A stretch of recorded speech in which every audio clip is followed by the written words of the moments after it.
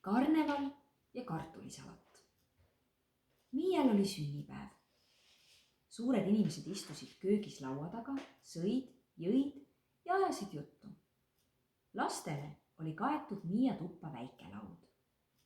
Seal oli kartulisalatit, lihapalle, torti ja morssi.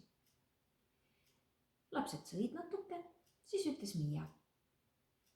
Hakkame nüüd mängima. Hakkame jah, nõustus Katrin, kes oli Miia kõige parem sõbranna. Teised lapsed hüppasid samuti laua tagant püsti. Ainult Oskar jäi istuma. Sööme ikka veel, arvas tema. Oskar oli parajalt paks poiss ja talle söömine meeldis. Ei sööme enam midagi, vastas Miia. Söömine on igav. Ega sünnipäev pole söömise jaoks. Sünnipäev on mängimise jaoks. Õigus, hüüdsid teised. Mida me siis mängime, küsis pisike Aksel. Kas peitust? Ta oli tõesti väga tilluke ja mahtus igale poole, isegi lauasahtlisse. Sellepärast oligi peituse mäng tema lemmik. Ei, mängime parem karnevali, ütles Katrin. See on palju põnevam.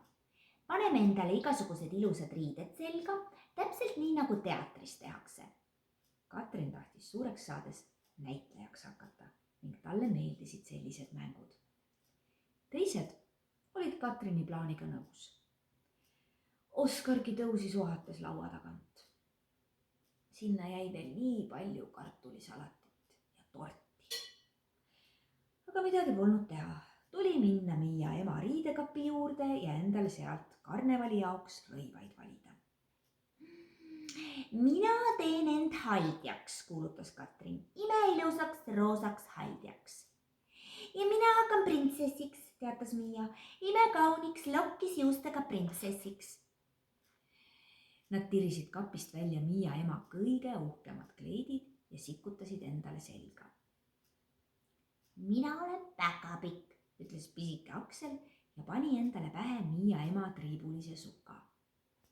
See oli nagu päris ehtne tutimüts. Ka teised lapsed leidsid endale midagi põnevat.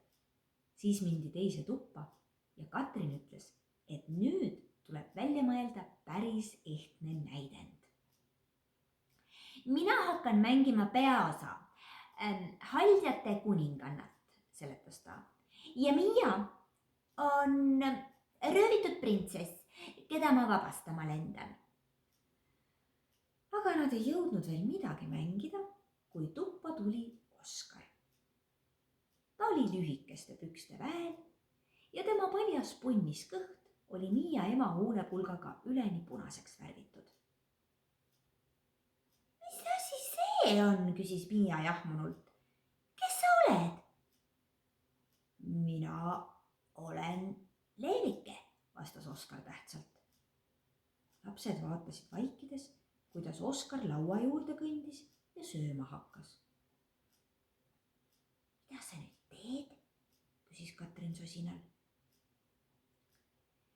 Leevike lendas lindude söögimajja. Leevikesi peab talvel toitma.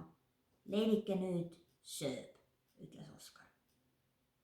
Ja ta sõi ära kogu kartulisalati, kõik lihapallid ja terve tordi. Aga teised lapsed ainult seisid vaikselt ja vaatasid, sest leevikesi ei tohi segada ega hirmutada.